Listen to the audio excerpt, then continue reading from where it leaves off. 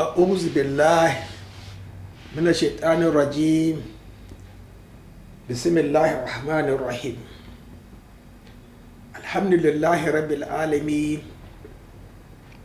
وصلى الله على محمد وعلى آله وصحبه أجمعين. My brothers, my advice to you is go and check your faith. That is basically Tawheed, which is definitely Surah Al-Araf, I think verse 171 or 177. Definitely.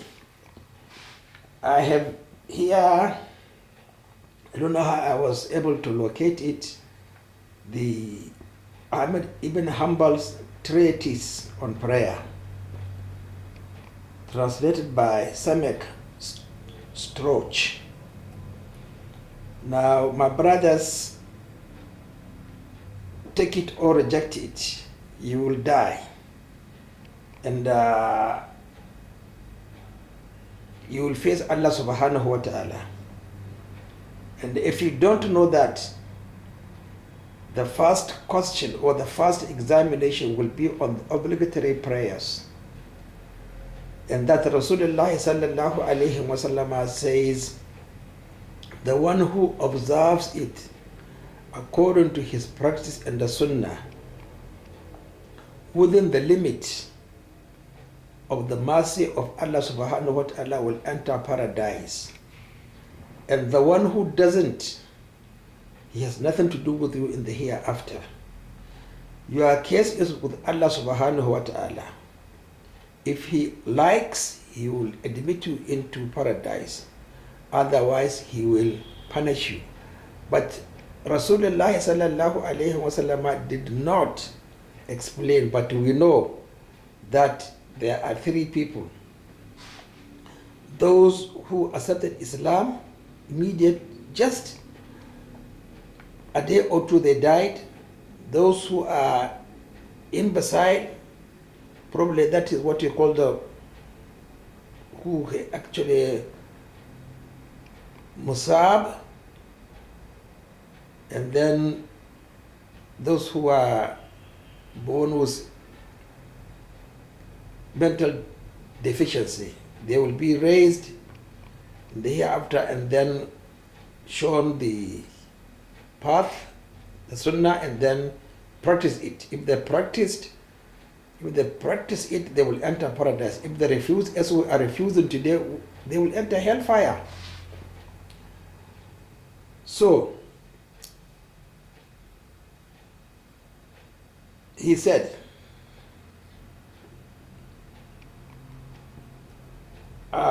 he quoted the hadith of Rasulullah sallallahu alayhi wa sallam. When the Imam makes takbir, then you make takbir.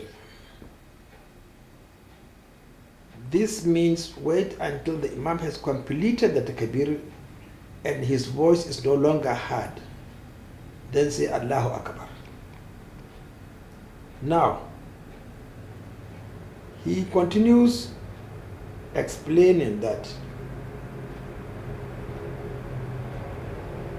the Holy Apostle says, there will come a time when people will perform salah, but they will not perform salah.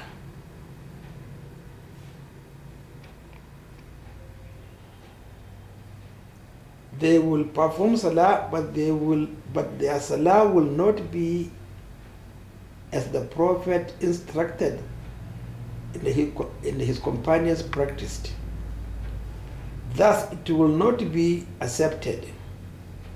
Then, Imam Ibn Hanbal, who died about 855, 204 after Hijrah, just around 1240 years ago, says, I fear that time is our time. Look at it, 1240 40 years ago, people, he observed, do not observe their obligatory prayers as instructed by Rasulullah sallallahu alaihi wasallam and practiced by his companions. If you were to perform salah in 100 mosques, you will not find a single one where the salah is performed in accordance with the sunnah of the Prophet and his companions. What am I telling you? I say all the Muslim mosques today in this world, the apex is Makkah and the Masjid of Rasulullah sallallahu alaihi wasallam. They do not perform their obligatory prayers according to the sunnah of Allah subhanahu wa ta'ala, of Muhammad and his companions. So fear Allah, look at your salah and that of the one performing salah besides you. You should be aware that if a man performs salah correctly, completing his salah, and sees another who performs a salah badly,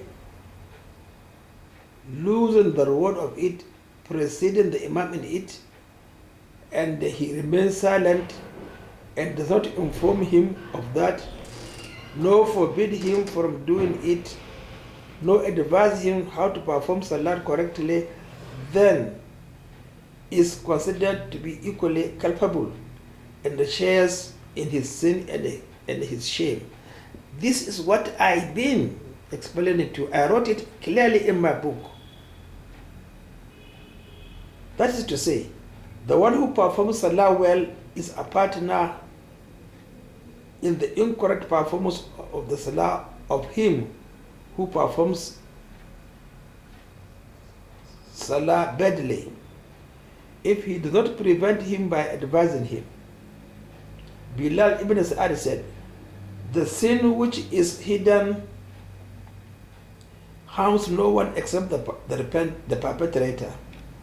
But if it is apparent and no one changes it, then it is a sin which will harm the whole community. So my friends, look at all this nonsense. You claim that you are a believer and you are following Imam Ibn Hanbal. I am the Imam Ibn Hanbal of this century. Now, are you not a mushrik? Sequentially, you are a mushrik from 1220, from 204 after Hijrah. Because we believe that it is only what Imam Ahmad says that you will follow. But whom was he quoting? He was quoting Rasulullah sallallahu alaihi wasallam. In this write-up, he did not actually quote that it was Abdullah ibn Mas'ud and Umar ibn Khattab who narrated this hadith.